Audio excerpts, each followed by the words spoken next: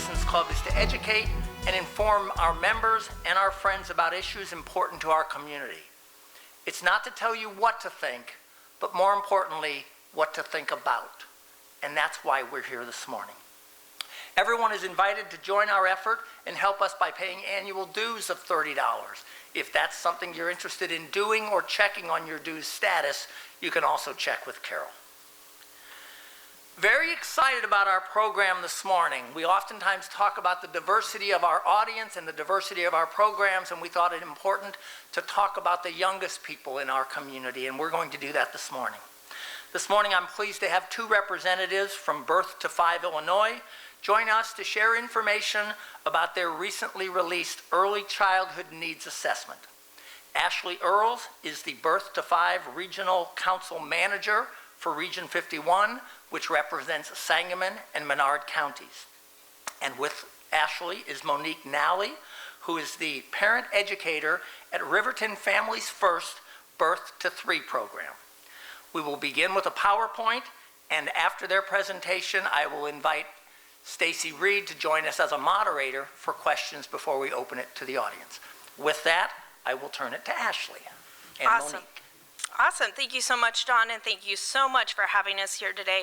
We're really excited to share our regional needs assessment. So, as John said, my name is Ashley Earls, and I am the Regional Council Manager for Birth to 5 Illinois Region 51, again covering Sangamon and Menard counties.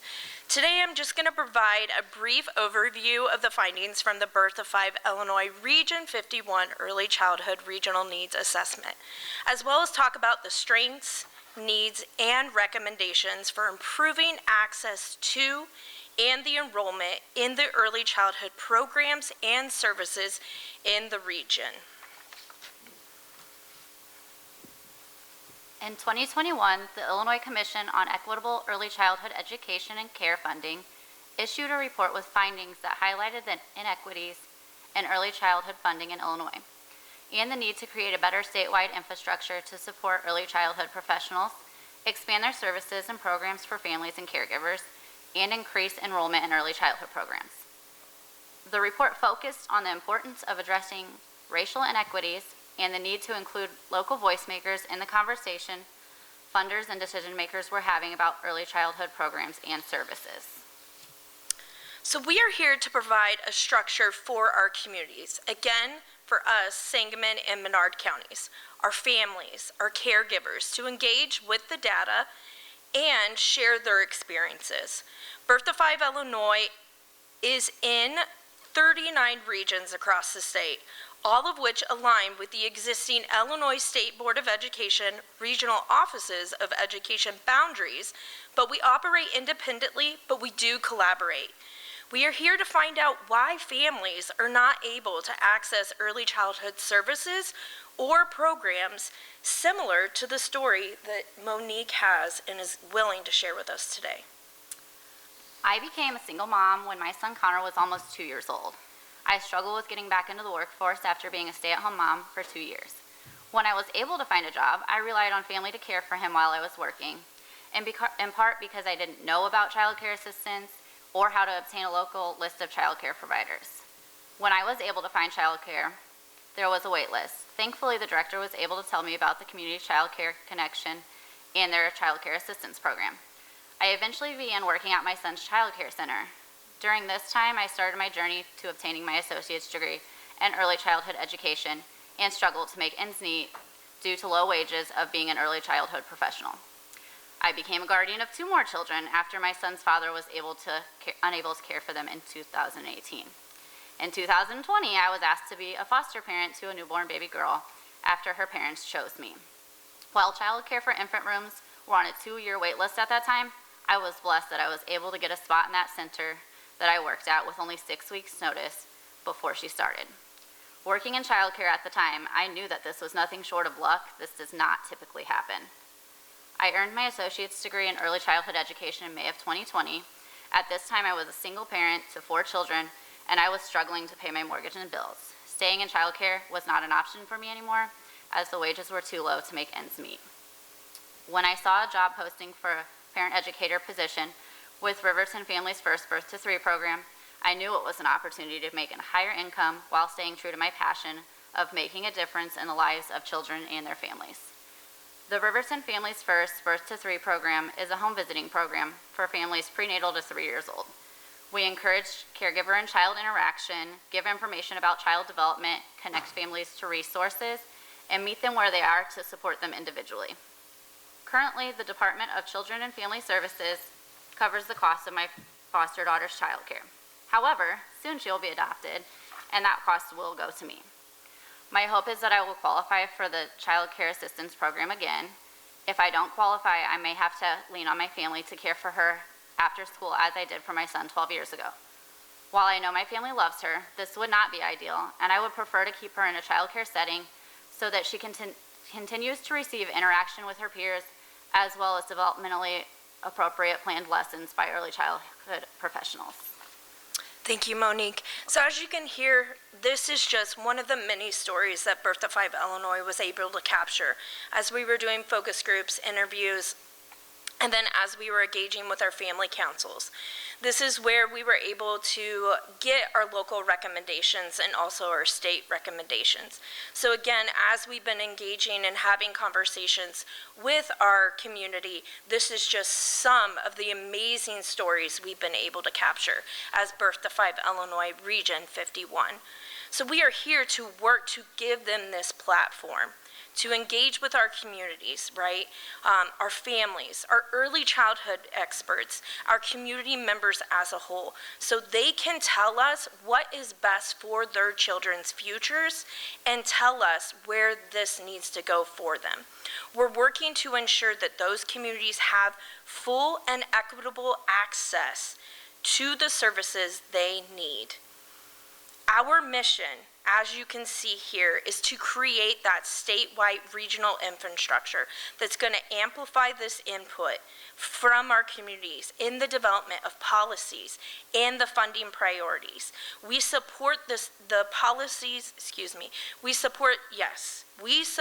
mobilization of communities to build and sustain equitable access to inclusive and high-quality early childhood services for all children and families in the state of Illinois, and then for us, again, Sangamon and Menard counties. So over this past year, we have asked again our families who use early childhood services to tell us what their children need.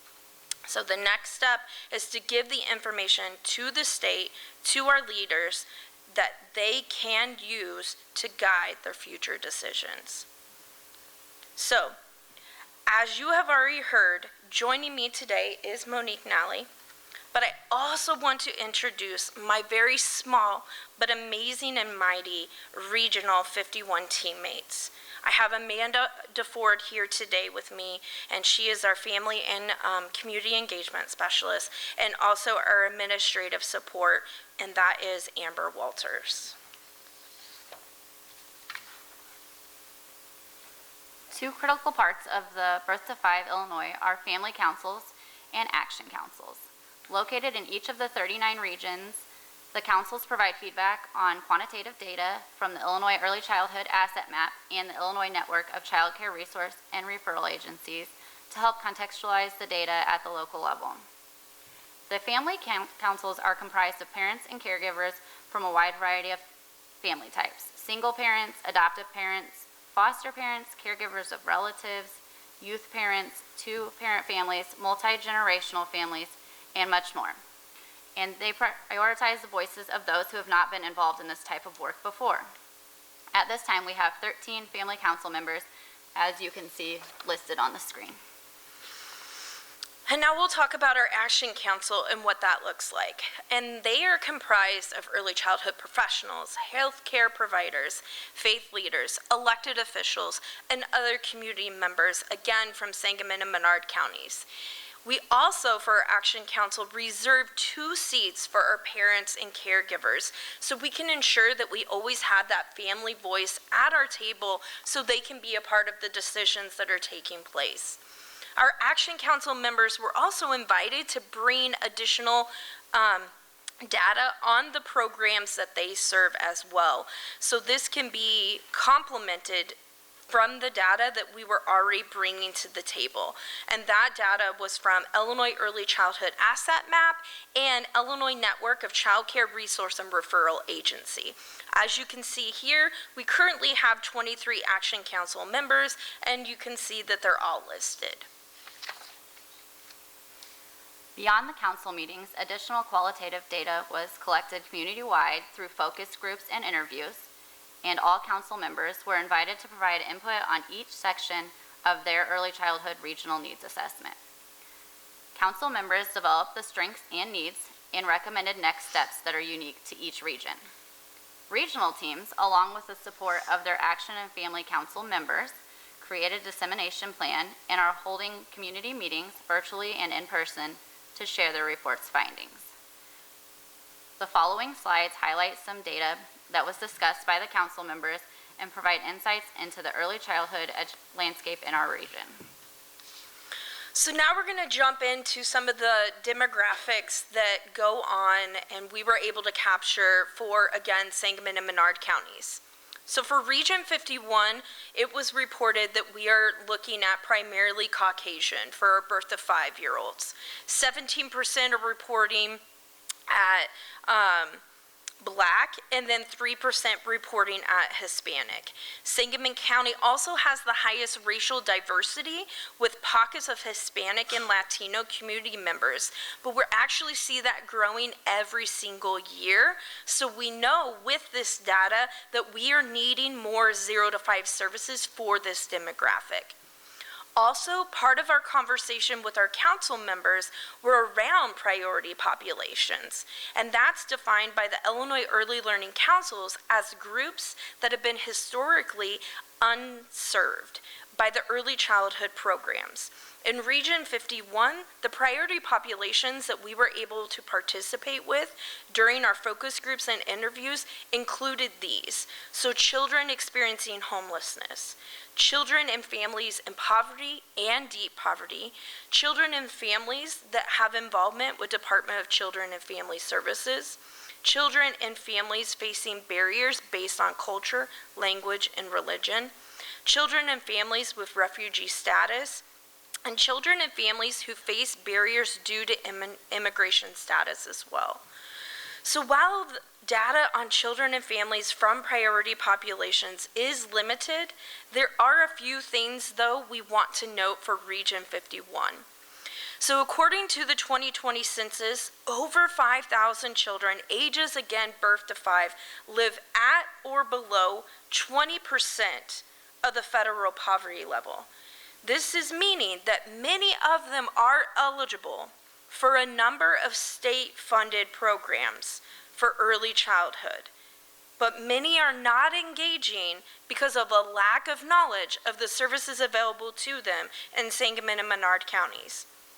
Also, the highest rates of children and families living under this 200 of the federal poverty level are located in Menard County and then centrally located in Sangamon County here in Springfield. So now we're going to kind of jump a little bit and we're going to talk about community collaborations. What are these, maybe you're thinking? What do they look like? How do they benefit our area? So starting with what are community collaborations? So community collaborations are very vital to our community. They are local community collaborations actually bring our communities together. They're bringing agencies together, organizations and individuals actually who have a shared goal and a mission and vision. They understand the importance of improving early childhood services for our children, for caregivers, and our providers. So childhood services, again, for our children and caregivers and providers, what we're understanding is that we need more of these in our region. So for Region 51, the local early childhood collaboration that we have is called Sangamon Heart Iris, covering all of Region 51. So Sangamon Heart is actually through Southern Illinois University, SIU, Medicine Department of Pediatrics and Sangamon County, and it utilizes the Integrated Referral Intake System, known as IRIS. This allows agencies to make direct referrals as they see fit. The vision of Sangamon Heart is to have ongoing engagement with local service providers at all stages from prenatal to age 3. This is include but not limited to finding appropriate home visiting care, helping with enrollment to preschool programs, and aiding with the early intervention processes.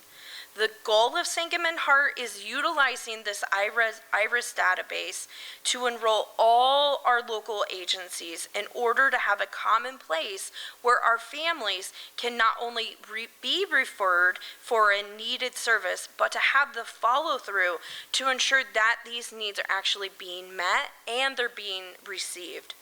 You can find out more information about this local collaboration and the other collaboration that we have here in Sangamon County, the partners that are involved in both, and the additional work that's taking place in these collaborations. And all of this can be found in our Early Childhood Regional Needs Assessment.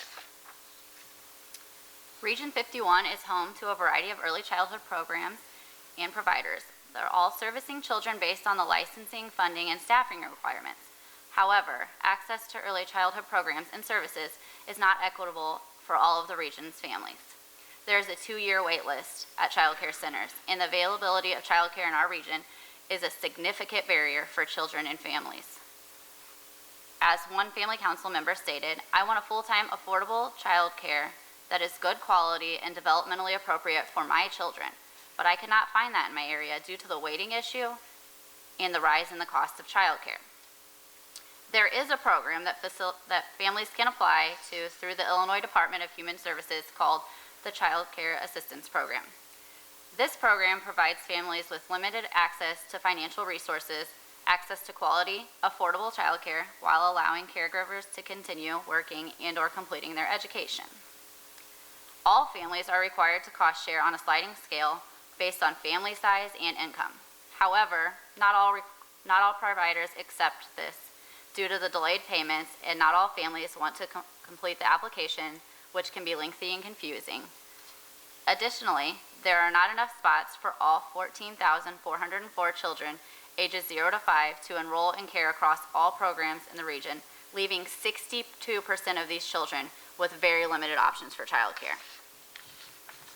So through community meetings, focus groups, interviews, and surveys, families in the region reiterated the urgent need for more affordable childcare and preschool options, staffed with providers and teachers who are well paid, supported, and who will want to continue working in the early childhood field long term. Similarly, throughout the areas of the state, Region 51 is actually experiencing a staff and teacher shortage, preventing programs from operating at full capacity or even trying to expand their programs to meet our community needs. Many of our community members reported the wages and salaries are also a factor when asked about the teacher shortage in Region 51. The pay is low, and it's not a long-term option for many trying to support their own families. Low pay combined with the demands of the positions, the long hours, has caused staff burnout, and they're leaving the field completely of early childhood. So as this result of the workforce shortage, Region 51 has a limited capacity within our programs and the resources for our children's, again, birth to age 5, with, again, having that 2-year wait list for Sangamon County for infant and toddler care. Parents have shared that early childhood programs are expensive. Many families share their stories on how the expensive childcare has impacted their lives tremendously. Collectively, parents, caregivers, and families in Region 51 are frustrated with the early childhood system. Due to a lack of childcare openings, there are foster parents who are unable to take additional foster children because they're not able to find care for them while they go to work. Family council members shared how they are faced with putting their children in an early childhood program close to their work as opposed to their own community with peers. As one parent in a focus group stated, we need more resources in our community to help us understand our community. I am not from this country, so I especially need more help to know what there is to help me and my children. I want my children to have an education, but do not know how to enroll them or where. All community members shared that due to the lack of knowledge of 0 to 5 resources for children and families, it will be beneficial to have one database that would help locate services and resources. Community and council members identified several strengths of the early childhood system in the region. For the sake of time, I'm only going to share a few. 1, there are many opportunities for the different resources and services to collaborate for the community providers through the increasing outreach in the community. 2, great K through 12 education systems and school districts. 3, high quality, highly educated, and passionate early childhood providers throughout the community who want to support children and families. As we continued our conversations with the community, we began to identify the local needs of the region. The top 3 needs identified are: 1, understanding of what programs and services are available and how to be referred to them. 2, more home visiting services for pregnant parents before and after children are born. 3, increase early childhood capacity and increase early childhood professionals. And a state need, which is now going to be addressed and focused on for this year for all of our regions, after the state seeing this as a common need and recommendation for all 39 regions, is more mental health services for our 0 to 5-year-olds. So based on community and council conversations, recommendations have been made on how early childhood education programs and services can be improved for families in the region. Recommendations will be presented to lawmakers, state agencies, local elected officials, and funders so they can better understand the needs of families in the region and share the recommendations with them so they can see how to best meet those needs. These are just a few of the recommendations, but more can be found again in the Early Childhood Regional Needs Assessment for our region. So again, these are just our top 3, but these are the top 3 that again, our Family Council and our Action Council came together collectively and voted on among the many that they came up with and how they decided that they wanted to work on them. So number 1, increase capacity in early childhood programs, caring for children ages 0 to 5 by using workforce recruiters in high schools and mentors in early childhood programs to keep the staff connected to scholarships and grant opportunities. Again, we're excited. Conversations are taking place, and number 1 has already started in our community with, again, Family in Action working and additional community partners. Number 2, invest in more home visiting programs to help pregnant persons and develop resources to pass out to hospitals, doctor's offices, early childhood programs to recruit more home visiting advocates, make referrals through Sangamon Heart, and launch a community campaign on the importance of engaging in home visiting programs. Again, starting conversations already with our community collaboration, Sangamon Heart, Family in Action are working in conjunction with this, and multiple other community partners are engaging with this work as well. And number 3, launch a 211 campaign through United Way with a social media campaign, community outreach, and enrollment in 211 system. And if you're not aware of 211, you can text, call, to get to a live person to be able to find out what resources are available to you. So again, we're excited about this. Work is taking place on this recommendation as well. So we like to also use this opportunity to just thank all of those that have been a part of our process. So we are a Department of Illinois Network Child Care Resource and Resource and Referral Agency, and then those that are graciously funding us, Illinois State Board of Education, and then Illinois Department of Human Services. So we have to graciously thank them. If it wasn't for them, Birth to 5 Illinois would not be here. And then thanking you guys, thanking you for allowing us to share the importance of Birth to 5 Illinois, the work and the voices that have brought everything within the Early Childhood Regional Needs Assessment, sharing the importance of early childhood education, services and programs, and why the future of our children is important. These are the different ways that you can connect with us, accessing our website so you can get into our newsletter, of course contacting me so we can have further conversations about our early childhood regional needs assessment, and then of course joining in our Facebook group is super important as well, so you can stay up to date with all the work that's been going on. So thank you for engaging in this part and hearing just a brief overview what is in the early childhood needs assessment.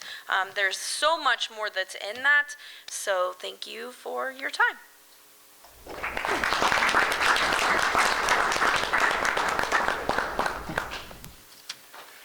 Thank you, Ashley and Monique. At this point, I'm going to invite Stacy Reed to join us.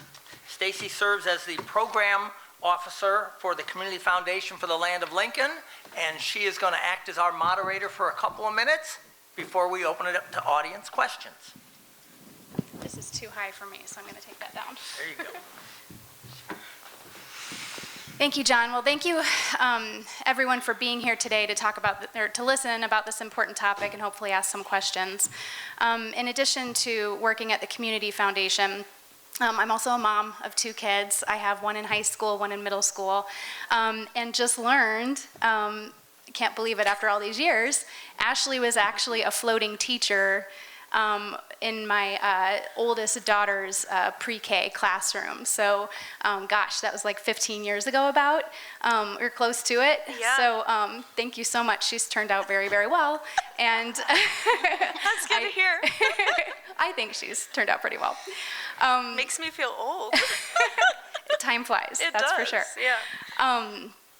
Well, I thought it would be helpful to maybe, you heard a lot of data that was just presented, and there's been a lot of convening and conversation around the current state of early childhood education in our community. But I thought it could be helpful to take a step back to really understand, why is it important that we focus so much time and resources on that 0 to 5 stage of life? Both of you have worked in early childhood centers. You've seen the work at the ground level. You've analyzed the data from qualitative and quantitative perspectives. Talk more from your personal perspectives about why our region, why the state needs to spend so much time focusing on this 0 to 5 portion and how it affects a person's entire life. Yeah, no, absolutely. I would say, like, me personally, I know Monique, like, went into her story, and, I myself, had a journey with my little one, and she's not little anymore, she's 9. And it's a lot for our families to navigate the early childhood system, especially if you have a child who identifies like having a need, definitely. But it comes down to just really understanding that by investing early, we are setting our children up for success. And what we've really understood by doing this work is that our families are wanting to enroll their children in some type of program. And it's been really heart-wrenching to hear that they haven't had the access to be able to enroll them. And when they understood that there were opportunities to maybe enroll in a service or in a program, and they didn't have the knowledge that it was a free program, sometimes there were tears in their eyes. They're like, I missed that opportunity, and my child could have succeeded within that program that was in my area. So that was heart-wrenching. So by investing early, we know again, and there's tons of research out there, and we could go and dive into that all day long. About investing early and every $1 to $9, and all of that, and then the brain science behind it, right? But again, what we're hearing from our families is that they want to enroll in any type of service that's available to them. But again, we're talking about the wait lists that are there, the lack of providers, and so that's been everybody's journey that we have really been talking to. And I know personally for me, my daughter needed speech, and there was no speech. We were able to get her screened a little bit before 2 years old, and she wasn't going to be able to get into speech, unfortunately, until about right before 3. And that was no one's fault at all, because there was a shortage at the time.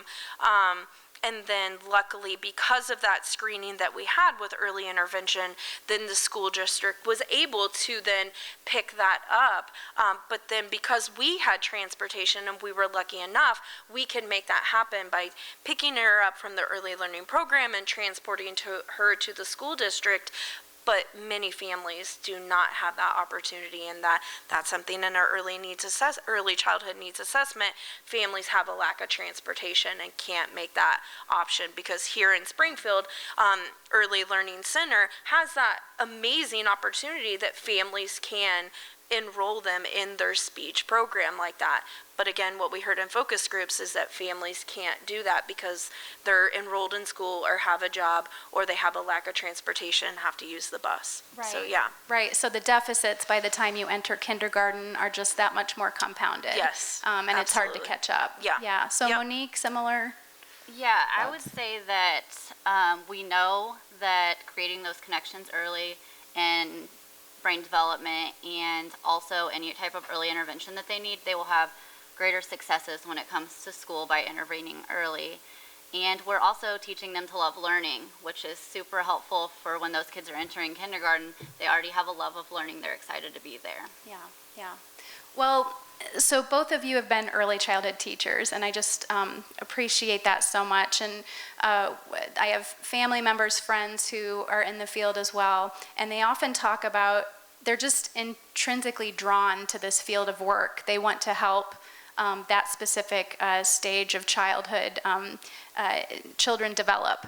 One of the key findings in the assessment has to do with needing more early childhood professionals in the workforce.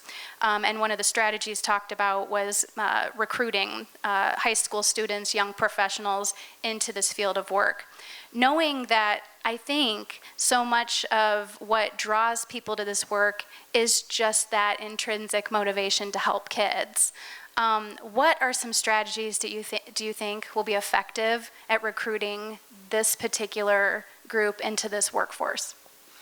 Yeah, so that's actually one of our recommendations, and so we're really excited about that, and we kind of just read it and went over it, so I won't go into detail about it, but it's going to take many community partners to kind of make that happen. So we just had actually conversations this week, and it's our Capital Area Career Center that we're engaging with, and they actually have 41 early childhood high schoolers that are engaged with that program. So we're having conversations with them. And then Community Child Care Center, Community Child Care Connection has what's called workforce like recruiters. So they are there to really make sure that individuals that are excited about the early childhood field get engaged in the program, connect them to resources, connect them to grants. And so what we're wanting to do is get them connected to Capital Area Career Center. So what they're seeing there at Capital Area is that they can get the high schoolers recruited, they have them there, but we need to create a pipeline once they they graduate high school. So they're there, we got them, but what happens after that? So we need to get the recruiters there, so then once they graduate, then we can get them in the pipeline. Is it getting them directly into the workforce? Is it workforce and a post-secondary school? So we're having those conversations, and then from there, from a post-secondary, then Lincoln Land Community College, for one, then has the mentor programs, right? Those navigators. So making sure of all the different scholarships that are available, connecting them there to keep them in the early childhood field. So again, if they didn't go into the early childhood workforce, then making sure that, okay, I have you connected to the scholarships, I have you in the early childhood education courses, then I get you connected to an open position within the early childhood field. So those are just some of the ideas that we have going in conversations that actually just took place this week, because that's our number one recommendation that came out of Family and Action Council and the community. Yeah, that's so important. It's you're going to capture the intention of those that are already drawn to the field, but to be able locally to show that there's a pipeline that exists, there's a track that exists, it can take you from high school through post-secondary and get you in a position. It's so important to be able to visually see that happening in our community and attract people because of that. Yeah. That's wonderful. Thank you. Well, another one of the recommendations from the assessment has to do with home visiting programs. And just through our work together, I know that several home visiting programs already exist in the community. You have several through Sangamon County Department of Public Health, Healthy Families, Family Case Management, Early Intervention. Springfield Public Schools has Parents as Teachers. You have Early Head Start, operated by the Urban League, the Nurse Family Partnership, operated by SIU, School of Medicine. So were you surprised at that a key recommendation from the assessment called for more home visiting programs? And do you agree with that recommendation? And how might we do better as a community promoting the existing programs or coordinating them better? I wasn't surprised that we're seeking more home visiting because the program I work at, we are looking to expand and add more spots for the families in our program. And our recommendation is a call to invest in the already existing home visiting programs in Region 51. It came out of our community, which encompasses the home visiting programs that you have named. Birth to 5 Illinois did focus groups with those home visiting programs and others in our regions, and they wanted to see a better promotion for their programs and ways to expand their own home visiting programs. One of the recommendations we made as council members was to make referrals through Sangamon Heart and develop a home visiting brochure with them to give out to families, and then launch a community campaign on the importance of engaging in home visiting programs. Sangamon Heart is working to enroll additional pediatricians into the IRIS system across healthcare service providers, which is huge for Region 51. And can you talk a little bit more about Sangamon Heart and the IRIS program, just because I think we know a little bit about it, but the crowd here might need a little context. Yeah, absolutely. So again, Sangamon Heart, that has the IRIS database, is our local community collaboration. And so this is a way for, it all started for home visitors to have a way to ensure that the home visitors were not, I'm with you. Yep. It's hot outside. Hot inside. we're not duplicating children, and that the children were getting the home visiting program that is correct as well. The biggest thing that they were seeing is that a lot of times the home visitors would be providing to a child. They are actually being duplicated too. So then Sangamon Heart kind of came about to, again, then ensure that children weren't kind of being double dipped. Then from there, it's really just blossomed and it's became this amazing resource for our community, because now it's open to all nonprofits. So like Birth to 5 ourselves for Region 51 is a part of it, but how we play, because we are not a direct service, is that when we come into contact with families and we're having conversations, that scared me. We can, sorry, we can make direct referrals out to then other resources. So as we're like having conversations, we hear their needs, then I could be like, oh wow, like you need XYZ. I can go into the system and make a referral out for them directly. So what we're really trying to do as one of our recommendations is ensure that every nonprofit in Sangamon Menard County is in this referral system, so that way when pediatricians come into contact with persons that identify as being pregnant or any individual that's coming in there with a child, as that pediatrician's doing that well visit, if they hear key words that they've been trained to hear, then they can make those direct referrals to that service. So is it, needing housing, needing food, needing childcare, needing home visiting, then they're on the spot, they're making that referral. So again, Sangamon Heart is having deep conversations with almost every healthcare service provider right now in Sangamon County to get them all enrolled. So it's been great conversations, long conversations. Mental health services are now getting involved in the process. So this has been huge for the greater Springfield area, and we're really excited to see where this is taking place. Dr. Voley with SIU spearheads this, and this has really been all her work. So it's been great for our community. Yeah. Yep. I know it's been years in the making, and Oh it sounds like such a Yes. simple, like obvious thing, Yeah. but it's so sophisticated and so Yes. critical. I know we often, it's the age-old joke about you can go to the hospital, have a baby, and then you're just sent home with no Yeah. real directions or, Yeah. instruction on anything. To have these resources given to you before you even leave the hospital is quite incredible. Yep. So kind of talking about healthcare and that field in particular when it comes to early childhood development. While advocates are fighting at the state level for more livable and fair wages for early childhood educators, how do you think the recent layoffs in our local healthcare industry are going to be affecting the goals that are outlined in the assessment? So I know the assessment points to more social workers, the need for counselors, the need for more mental health consultants to be available locally. How do you see what's transpired here locally affecting this particular strategy?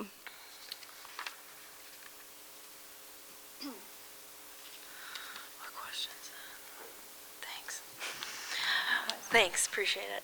Yeah, so at this time, we're doing something that the state has never done.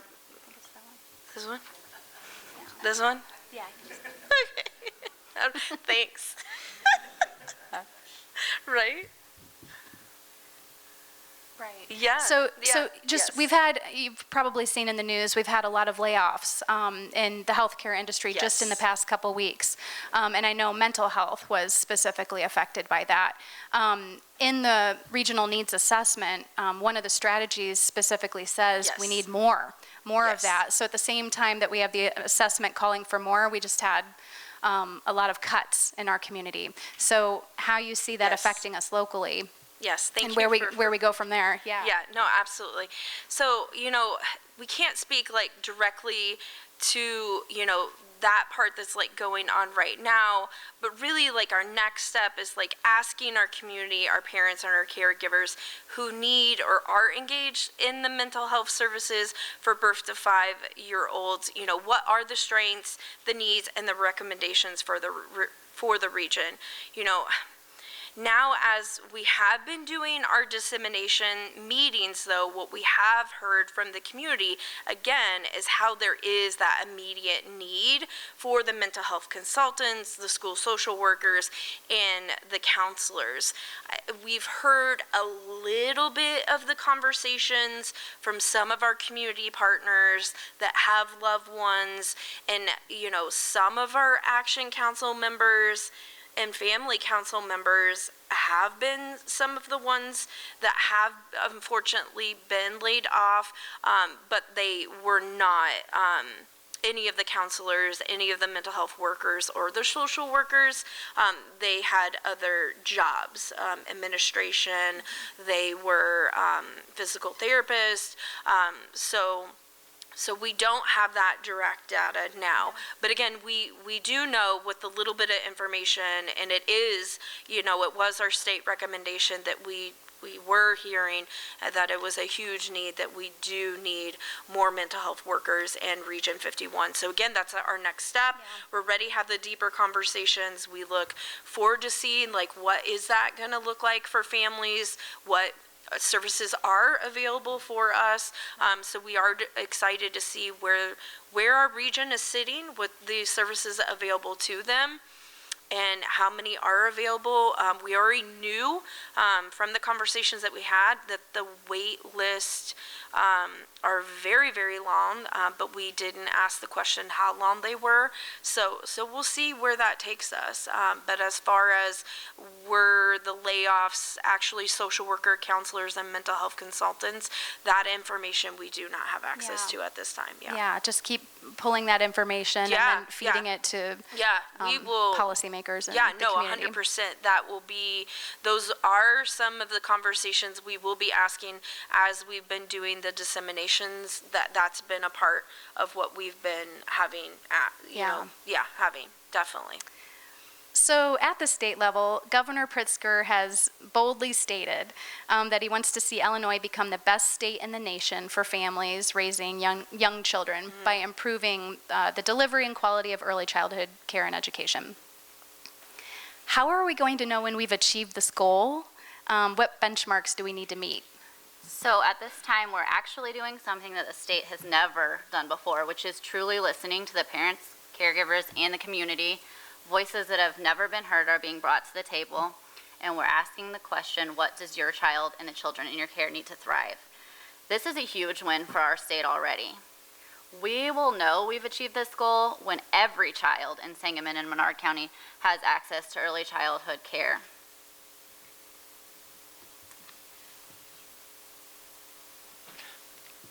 We're going to switch over. I want to thank you. You're not leaving. But I want to make sure we do have time for audience questions. But I want a real quick thank you to Stacy, Ashley, and Monique. At this point, I'm going to ask Jim Donlin, has a microphone in the back. Didn't know if anyone had a particular question for any of our panelists. Yeah, at the present time, we're looking forward to not with enthusiasm, to a shortage of physicians, particularly primary care physicians and pediatricians, which is going to become acute in the next 15 years. Are your organizations looking at staffing issues at that level, the MDs and physicians, in terms of care delivered in the birth to 5 age group? That is not something that has came across our table yet. So no, that hasn't been a part of anyone's conversations yet. What did come across the table from our family councils and from focus groups, though, is the wait time for physicals or to find a pediatrician, though. So that was something that did come up. So that would make sense if there is a shortage. So thank you. That's something to look deeper into for our area. I want to know how long your council has been active, and so when can you see the impact of your work, and how do we compare to other regions in the state? Yeah, those are great questions. So we were able to get our family and our action council up and going. It was around last September. Is September, October? Yes, around last September, because we have some that will be stepping off actually this September. So we have some that serve a year, some that serve 2 years. So yeah, they've already served a year for us. And then I think your next question was, how do we compare across the other regions? Is that what I heard? Yeah, so some of us look similar and some of us look completely different. So the one thing that was completely similar, right, is that we all had mental health services was a need for 0 to 5-year-olds. So that was the big similarity. And that is one of the things that Illinois Department of Human Services saw, and they're jumping on it. They heard us, and they're ready for us to go deeper on that. And that's actually something that the governor wants to put additional funding to. So Illinois Department of Human Services saw it across all 39 regions, wants us to go deeper, and governor is willing to invest in that as well. So that's our next step. So that's something that is similar. And of course, the other thing that is similar is all families in the state of Illinois have lack of access to early childhood services and programs, of course. But then you always then have your pockets that have lack of preschool programs or lack of child care centers. So that looks different across the state as well. Great question. Are there other questions? Yes, there's one in the back. So what can concerned community members do to help your cause and help the youngest ones in our community? Yeah, absolutely. So I have a list here that we would love for you to do. The biggest thing is there are different moments in time that you guys are actually able to join our family and Action Council. Subscribing to our newsletter is the biggest thing because you can see stuff that's happening at the state level with Birth to 5 Illinois, see stuff that's going on right here in your region, again, Sangamon and Menard County. You also, as individuals within your community, can share what's going on with your grandchildren and your children, and you can do that on our state website, birth5illinois.com. You can also join, again, our Facebook group. That's not just seeing what's going on with Birth to 5 Illinois Region 51, that's seeing what's going on with our nonprofits. So if you're an organization, if you're a business and you love children and you're doing things, join that. We share all the things. Being a part of our focus groups and interviews, those are always ongoing. We never stop. We have done so many this week, friends. It's amazing. Like, that is what we're here for. We are always on the ground in our cars having conversations because that is what this is about. That is how change is going to happen. So always being a part of those conversations. Reaching out to our family community engagement specialist because she wants to be a part of what you've got going on, because we want to know what you're doing and what you're doing really well for our children and families in the community. So please getting a hold of Amanda DeFord. They're all A's, okay? We're the A team, just so you know. Ashley, Amber, and Amanda. So volunteering with any community events we have going on. We're a small team, so we'd love to have you be at any event that we're at. And then just being an advocate for us, sharing who we are, what we've got going on, and what that looks like. So those are just a few things that you can do. So yeah. So for the audience, could you explain a little bit about what early childhood mental health looks like? It's obviously not babies on a couch or babies on medications or whatever. So could you kind of describe what early childhood means, early childhood mental health services? Well, I am not an expert in that field, unfortunately. So, I mean, that's going to be a learning opportunity for me as well when we start these focus groups and interviews and one-on-ones with our community. So that is a really great question. I'm glad that you bring that forth. So that is not something that I can speak about. The little bit that I do know, that is a lot of like one-on-one playing, kind of like early childhood education. But that is just the little bit that I do know, because unfortunately I am not an expert in early childhood mental health.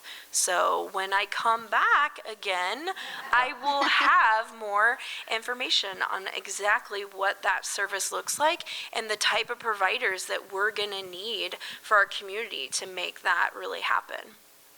One more question. Yeah. So, so you had talked about that 2-year waiting list being a huge challenge for our community. It seems like a big driver of that is the slot gap, so I wonder if you could talk about what that is and what the state of it in our community is. Yeah, absolutely. So the slot gap is probably just one of our biggest issues. So slot gap is actually you have a number of children and then you have a number of openings, and the two do not match up. So we have 14,404 children, but we only have a little over 5,000 openings for those, with all the different types of care that we have in Sangamon and Menard counties. So that means we have over 8,000 children that if their families chose to enroll them, unfortunately could not, because there just is not enough openings. So that's a huge impact right there. So capacity is the number one driver right there. There's just not enough facilities in Sangamon and Menard counties. If I can, I want to thank you, but I want to add a point. I made a couple of notes. Talked about capacity, and it was the last thing that Ashley mentioned. As one of our doctors shared, imagine capacity when you're talking about having the physicians necessary to help young mothers and children. Think about what we read every day about the capacity of our teachers and our school systems, and the capacity down the run in terms of the income and life-sustaining early childhood professionals. To some degree, those are very challenging because you're mixing, I have a passion for children, but it's not the income I need to raise my own children. I remember back in the day understanding we pay people to park our cars in Chicago more than we pay school teachers. It concerned me when I was young. It concerns me to this day. So what other kind of pipeline we can get, but if it starts with preparing young people to be child care supporters all the way up to the right physicians, and then, and we all live here, how do you bring them to Springfield and Central Illinois? Because those professionals will have a choice to live anywhere they want. And the temperature's nicer in San Diego. So I want to stop there if I can. Please join me in thanking Ashley, Monique from Birth to 5 and our moderator. This really was very timely, and I'm glad that we could schedule it so quickly. Our next program is September 22nd. Keep in mind, September has 5 Fridays. We meet on the 4th Friday. Mark your calendar for Friday, September 22nd. Thank you for joining us. Have a wonderful weekend. Stay as cool as you can. Thank you.